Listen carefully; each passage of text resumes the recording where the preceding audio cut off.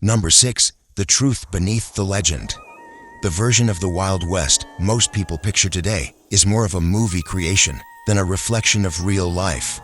The gunfights at high noon, the dusty towns filled with outlaws, and the constant sense of danger all come from stories written decades later.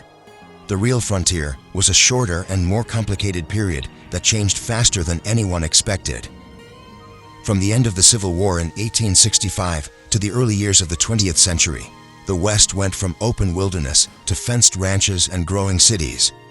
Railroads cut through the plains, telegraph lines connected faraway towns, and the arrival of settlers brought rules, order, and trade.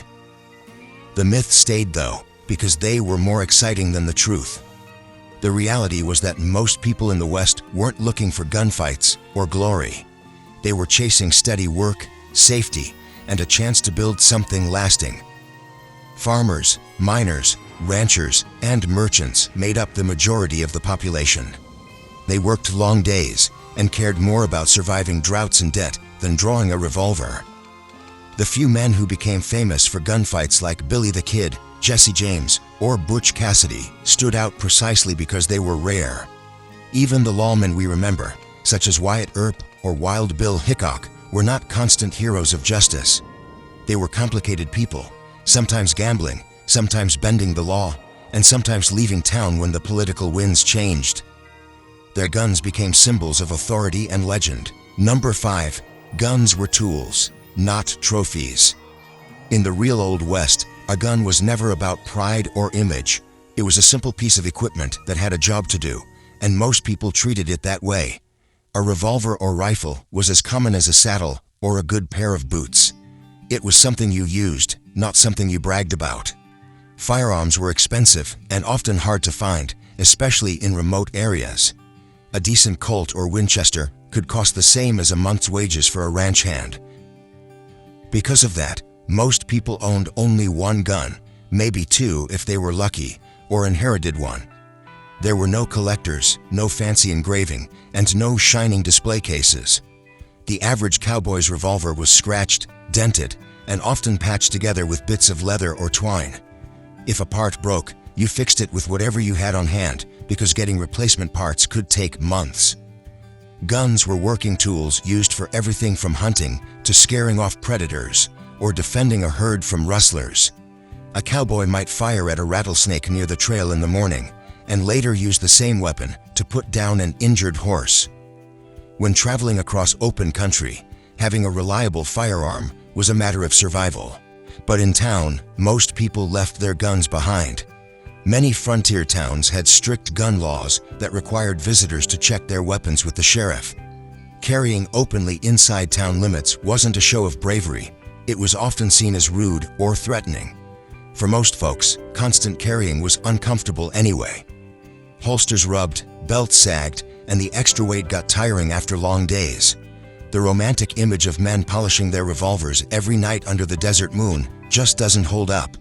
Black powder guns fouled quickly, and cleaning supplies were limited. Most owners cleaned their guns only when the weapon jammed or when rust started to appear. You could usually tell a seasoned gunman not by how shiny his revolver looked, but by the wear on the grip or the smoothness of the trigger from years of use. Ammunition was also expensive, so every bullet counted. That's why accuracy mattered more than speed. Firing recklessly was a waste of money and could easily leave you defenseless later. Gunmakers like Colt, Remington, and Winchester did build strong reputations, but most users didn't care about brand loyalty. They just wanted something that fired when it needed to. Plenty of people used outdated models from the Civil War years because they still worked fine. There was no reason to replace a tool that did its job. The idea of treating guns like trophies or symbols of heroism came later, after the real frontier had already vanished. It was nostalgia that turned old, battered weapons into shiny icons of the Wild West. In truth, for the men and women who lived through it, a gun was never a statement of glory. It was just one more thing that kept you alive in a hard and unpredictable land. Number 4. The fast draw myth. Most of what we see in old Western movies about two gunfighters facing off at high noon and drawing in half a second looks cool, But that image doesn't match how things really went down on the frontier. Real gunfights weren't neat showdowns with formal rules and dramatic pauses. They were messy, chaotic, sudden. You'd often find yourself reaching for your gun because the argument had already escalated, not because you'd scheduled a duel. A famous example is the 1865 encounter between Wild Bill Hickok and Davis Tutt in Springfield, Missouri, where each man drew at the same time across a town square, and Tutt missed while Hickok landed the shot. But that event was unusual. Most confrontations weren't one-on-one affairs at measured distance. They happened in saloons, alleys, on trails, or when someone walked into an ambush. Because of this, the notion that the fastest gun always won is flawed. Accuracy, readiness, the ground you stood on, and whether people around you were already reaching mattered more than draw speed alone. Holsters from the time weren't designed for dramatic lightning draws. They were built to stay put while you rode a horse, climbed, or handled livestock. And they often held the weapon snugly so it didn't bounce around. That meant the draw started from a secure position, not a flaring swing from the hip. In fact, many shooters kept their hand very close to the weapon, or partially out already if they expected trouble, turning what looked like a draw into more of a pull from standby. What the quick draw trope did for mythology was give Westerns their spine, but the truth is most frontier shooters trained more for control and composure than for flashy showmanship. They learned to watch the threat, keep a hand on their gun when necessary, aim deliberately when they could, and above all, avoid being surprised. Mythmakers turned that into heroics, but the men who carried guns for real knew that the odds favored calm nerves and a clear shot more than breezy swagger in the dust. Number 3. Outlaws and lawmen weren't so different. The clean split between black hats and white hats sounds tidy, but the frontier was messy, and people crossed lines when money or survival pushed them. A ranch hand might ride as a posseman one month and drift into a train job with rough company the next. A deputy could keep order in town and still turn a blind eye for a friend on the trail. The guns and the way they were carried reflect that blurred reality. Most men favored revolvers with practical barrel lengths because they cleared leather faster and balanced better in the hand. The long revolver that shows up in old stories about Wyatt Earp makes great theater. But day to day, work leaned on sturdy medium lengths that pointed naturally and did not snag on coats. Outlaws were not hunting for jewels in the street. They wanted control, which meant tested gear that ran when dirty and wet. Lawmen wanted the same thing because they faced close quarters and bad lighting more often than open fields. That is why double-barreled shotguns were everywhere in towns, stage stations, and on trains. A coach guard with a short 12 gauge could hit hard at the distance that really mattered inside a street or a depot. You did not need fancy draw skills to make a message with buckshot at the doorway of a saloon. On the move, a rifle ruled from the saddle. A lever gun rode in a scabbard where the rider's leg could steady it, and it could be pulled with one hand while the other kept the reins under control. The Winchester family of repeaters gained their reputation because they fed quickly and shot straight enough for ambushes, posse chases, and ranch fights over water or cattle. Both sides understood that reach and accuracy win time and space, so both carried rifles when distance was likely. Many men modified their gear to fit the work. Barrels were trimmed to clear a coat. Grips were rounded to avoid printing under a vest. Stocks on shotguns were shortened to shoulder faster through a doorway. None of that was about showing off. It was about getting a shot that counted and walking away. The real edge came from calm hands, a steady stance, and the choice to fire only when the shot could be placed. The fastest draw meant little if the first bullet missed and the second never came. Number 2. Hidden guns and everyday carry. The picture of everyone swaggering down the boardwalk with a 6-shooter on display is more myth than memory. In many cattle towns, you were expected to hand over your sidearm when you rode in, so a lot of practical carry went quiet and close to the body. A visitor might check his main revolver with the marshal and keep a small backup tucked away. The goal was to avoid trouble, not invite it. Openly flashing steel could bring a fine or a fast conversation with the law, so people adapted with low-profile habits that fit town rules and daily work. concealment was about size, shape, and access. Derringers became a pocket favorite because they were tiny and simple to hide in a vest, boot, or waistband. Remington's over-under model in .41 rimfire ran for decades, which tells you how many folks wanted a palm-sized insurance policy. They were not fight stoppers at distance, but at card table range they solved problems fast. Pocket revolvers met the same need with a little more capacity.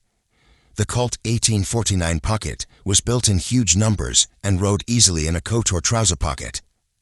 The Smith & Wesson No. 2 gave a compact metallic cartridge option that soldiers, drifters, and frontier travelers carried well beyond the war years.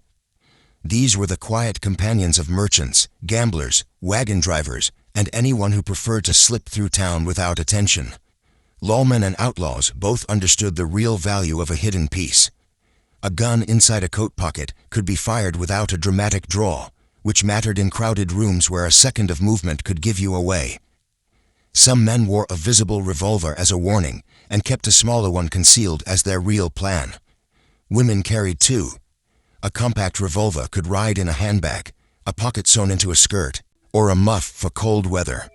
It was not about theatrics, it was about getting home. Carry changed with the setting.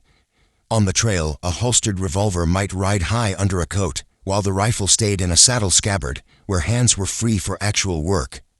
In Indian country and on military posts, you also saw carbine boots and other rigs that kept long guns secure on horseback. Native people, scouts, and frontiersmen mixed rifles, bows, and revolvers based on need and tradition, and they placed weapons in ways that worked for riding, stalking, or hauling freight. The common thread across all of it was practicality. You carried what you could reach quickly, what you could hide in town, and what you could keep from snagging while you lived your day. Number 1. Holsters weren't what you think.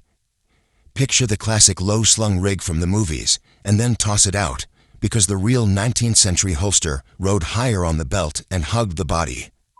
The flashy Buscadero drop rig with the holster hanging below the belt is a 20th century invention pushed by Hollywood and later fast-draw sports, not a trail tool used on cattle drives. Real cowboys and town lawmen wanted retention and comfort, so leather sat tight at the waist and often vanished under a coat or duster to keep dust off the metal and glare off the sun. In frontier decades, you were far more likely to see simple patterns like the California Slim Jim early on, and, by the mid to late 1870s, the sturdier Mexican loop that wrapped the pouch to the belt and protected the gun's cylinder and sights. These rode high, kept the muzzle from banging against the thigh, and were built for horses, wagons, and hard miles, not stage show theatrics. Cross-draw carry was common because it worked in the saddle and around ranch work. When you sit on a horse, the strong side butt can jam against your ribs and snag. A cross-draw lets you reach across your body without twisting, and it clears slickers and blanket coats better. Many cowboys, scouts, and even some lawmen favored it for that reason, not to look stylish. Towns were another story. A lot of the Wild West had gun ordinances that pushed people to check weapons or keep them out of sight. Tombstone's Ordinance No. 9 in 1881 required visitors to deposit arms when they came into town, and that rule framed the famous OK Corral trouble. Dodge City posted signs warning that carrying firearms in town was strictly prohibited. That meant open carry on the hip could attract fines or the marshal's attention. So many men stashed small revolvers in pockets while their main sidearm stayed holstered discreetly or got turned in. Ammo carry was practical, not theatrical. Early percussion shooters kept caps, powder, and later metallic cartridges in pouches or pockets. Even after cartridge belts spread, you did not see every waist wrapped in glittering brass all day. Rounds were heavy and expensive, so people carried what they needed and no more. The belt itself evolved alongside the guns. As repeating rifles like the Winchester 1873 and cartridge Colts became common, belts and loops made sense, but the focus stayed on function and ride height. The working rig kept the gun secure at a natural elbow reach, protected by leather and clothing, and ready for deliberate draws at close range rather than split-second showdowns. The cinema low-hang look came later, after storytellers turned dust and sweat into legend.